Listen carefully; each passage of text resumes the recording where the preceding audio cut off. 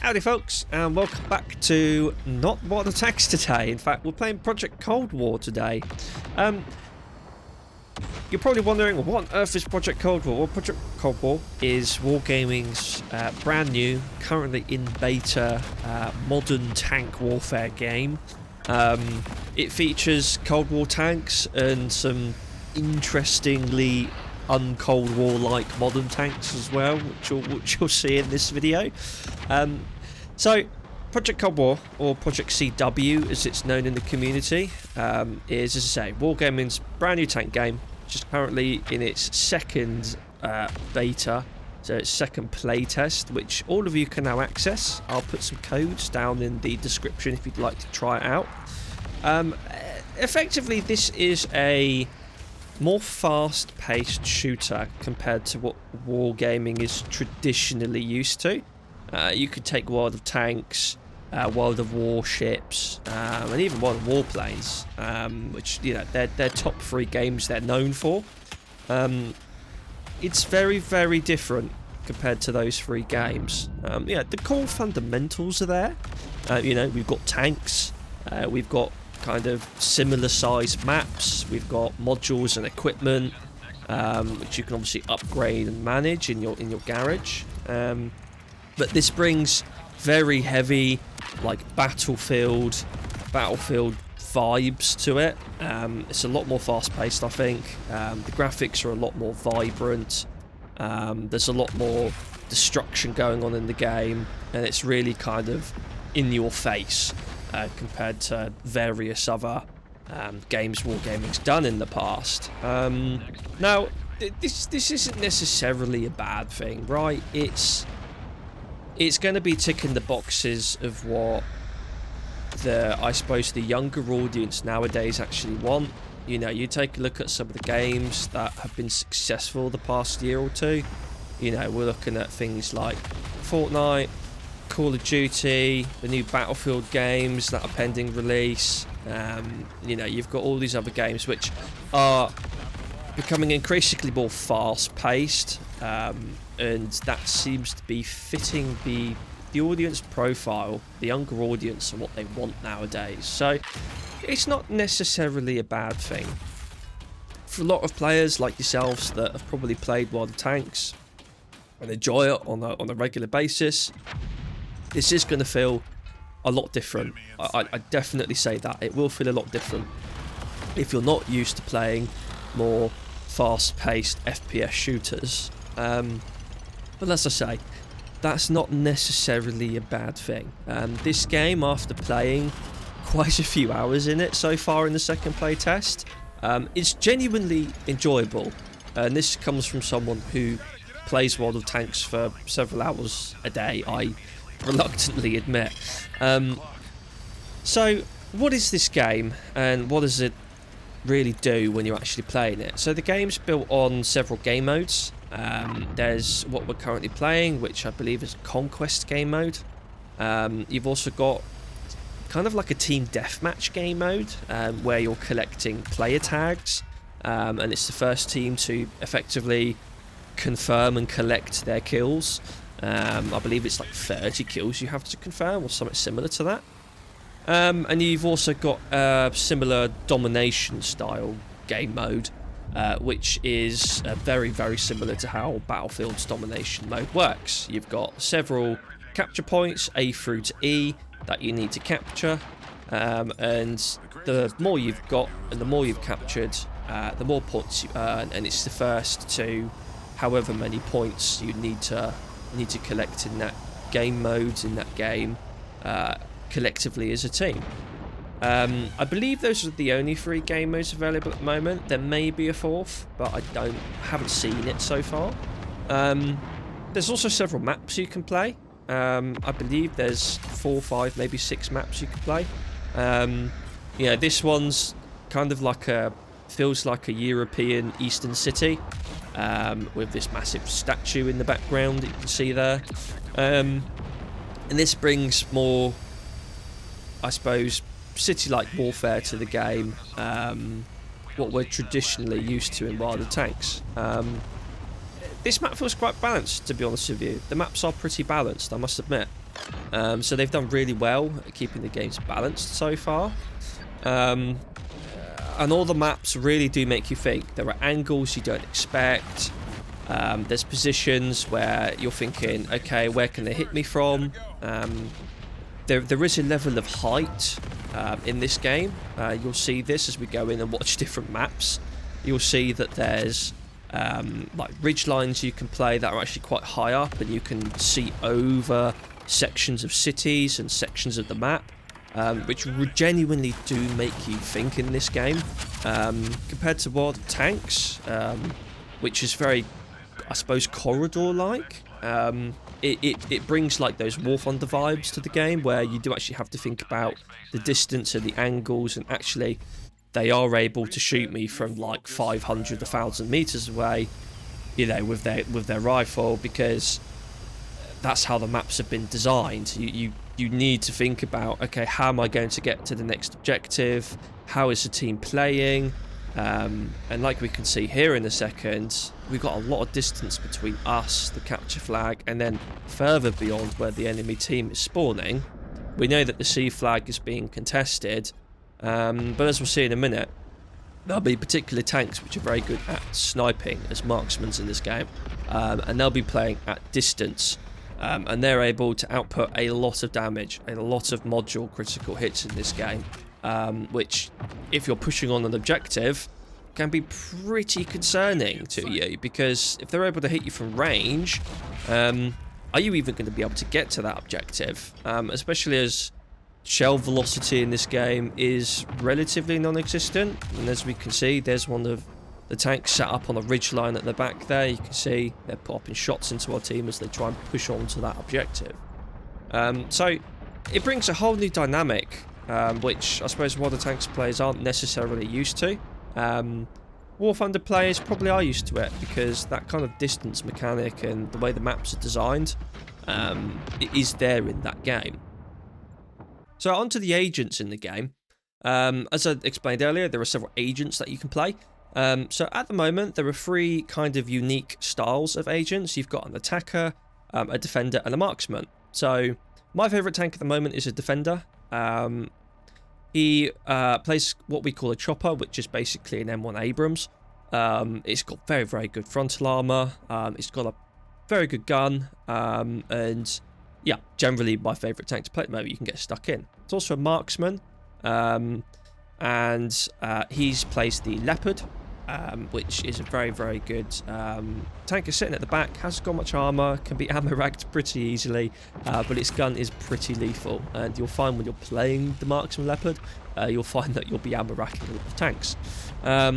Subject to change, obviously. This game is all in beta, so everything can change. Each of your agents can effectively play a unique set of roles. They have a unique set of, I suppose, abilities. For example, the marksman has a laser designated airstrike style one, which you can do from range, which can prove quite lethal if you're trying to play like a conquest game mode. You've also got the Abrams as a defender, which has I suppose an airstrike style one. It's kind of like a B-50, I believe it's a B-52 bomber, which can fly over, and it basically just carpet bombs a strip of where you've designated, which is really good at clearing out vehicles. And then you've got the attacker, which most of the attacker tanks are like reverse auto loaders, and their power-ups, you've got heat shells, so you can pen through higher armor density. You can hit tanks from certain angles and still pen. And you've also got like a recon style power-up, which allows you to spot enemies, basically. You can pop them around the map. If you're concerned about like a blank that's going to be potentially breached by the enemy, then you can pop these down, and then they'll be marked on the map, so your team could see them flanking. You can pop them in bushes, tree lines, or even on like ridge lines, and it will send out a signal which then allows you to spot those vehicles.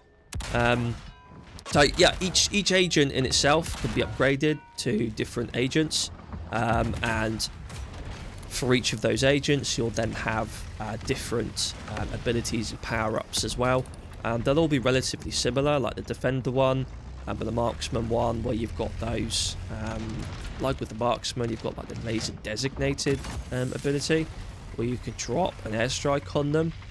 It doesn't do a lot of damage, but it's good at doing critical module damage, and it's really good at, for example, stopping captures on like the conquest and domination maps. So alongside the agents, you've also got your vehicles, which can also be modified to your likings effectively. There's a lot of module upgrades you could do to firepower, mobility, signal range, and your abilities as well. Bear in mind that modules are a huge part of this game, so you will find yourself trying to modify, improve, and buff the equipment, whether you're receiving damage or causing damage to equipment. You'll see that we've got things for like aiming speed, reducing repair kit cooldowns, but we've also got things like increasing acceleration, improving energy regeneration, and as well as doing things like more critical damage to modules, improving your ammo rack survivability, and that sort of stuff. We've also got the modules on the physical tank, so you can improve, for example, the actual rifle. You can improve the spaced armor on the vehicle. You can improve engine power, and you can also improve the Gatling penetration on the Abrams as well. So as you can see here, we can improve penetration of the Gatling gun. We can improve rate of fire. We can improve the magazine size as well, which can prove really useful. And you can improve the reticle size of it as well. So if you're in close quarters, you're up against potentially the Leopard, for example, then you can seriously cause some damage to them at close quarters if, for example, you have shot them and you're reloading your main armament. We've also got like a toughness and a utility slot as well. So you can really customize a tank along with the consumables, which at the moment are only repair kits. But it is worth noting you've got two types of repair kit. You've got a multi-charge and then just a single-use universal one. So the final thing to this game is actually you as a personal player in the game. You've got a lot that you can complete in the game, which makes you return to the game and really does reward you for playing the game in particular ways and completing missions in the game. You've got contractors, probably similar to other games you've heard of, where each day you'll get particular contracts you need to complete. You might need to cause critical hits, get kills, vice versa, and then you'll be rewarded by hopefully in the future being able to unlock particular things from the store. So you can unlock characters like Anansi, for example. She has a gunship power up, which is very unique. You've also got vehicles that you can unlock as well, so skins and types of vehicles for the types of agents you play, which again have unique abilities and styles of gameplay, and you've also got modules as well. Then you've got operations. So if we go into ops, you can see we've got seasonal, challenges, and tactical ops. Seasonal is kind of like a battle pass, to be honest with you. At the moment, it's completely free. You can go through, you can claim your rewards as you play, and you can unlock particular things that you want to add to your tanks. For example, you can get a really cool tank skin for the Abrams at the end once you've completed it, which looks pretty cool. You've also got your challenges. Challenges is a work in progress at the moment, so it will be coming soon. But similar to the campaigns in World of Tanks, you'll be able to unlock new sections as you go. And then tactical operations, again, it's just some more things to complete in the game, to keep playing, and to give you more rewards so you can upgrade your stuff. Just like all the other Wargaming games, you've got player statistics, you've got replays, you've got the progression, so you'll be able to see you can level up your actual account and earn different statuses all the way up to Major General, General, Army General, so you can really unlock those and get some flashy badges for your account. And we've also got achievements in the game, so we can get different medals for different things. So again, another thing that you can work on in the game and really hone in on your skills. If you want to grind this sort of thing and feel like a sense of achievement, I suppose. And then we've also got a leaderboard for the top 100 solo queue players at the moment. As you can see, some people are genuinely playing really well in this game. At the moment, there is a clan section which you can't use, but clans and friend the friend system is coming into the game. It's all in development at the moment. But you'll be able to platoon and squad up with your team. And, of course, there is also a premium account section which you can purchase, which will elevate your, as they say, elevate your Project CW experience, which you'll be able to use to improve, I suppose, certain parts of your gameplay and experience. There is also a store that's currently in development, so you can't purchase anything. But as expected, you'll be able to purchase in-game items from the actual store. So if you want to spend your money, you will be able to. So, what is my opinion of the second playthrough of Project CW? Because that's probably what you're all waiting for. You've seen some gameplay, you've seen how the actual game works, how the mechanics work, what you can actually upgrade and do in the game, as well as the missions you can complete. It's genuinely a fun game, and if you haven't tried it already, use the code in the description to actually download it and play it.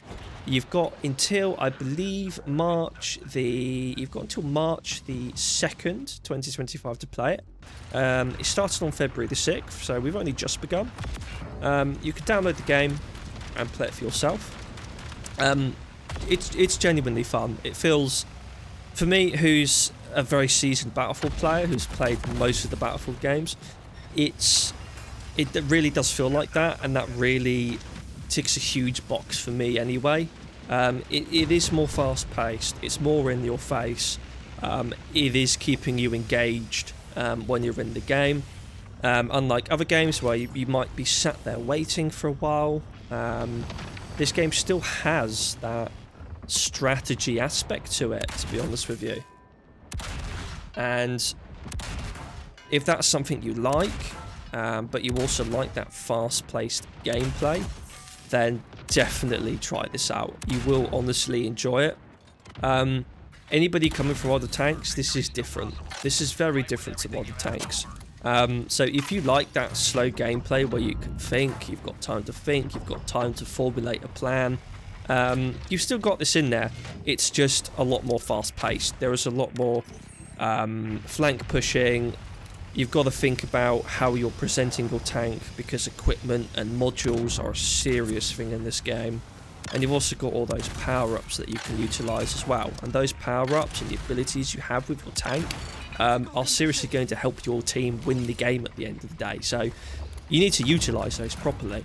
But with that all comes with experience and learning in the game. So don't feel like when you download this game, don't look at the leaderboard.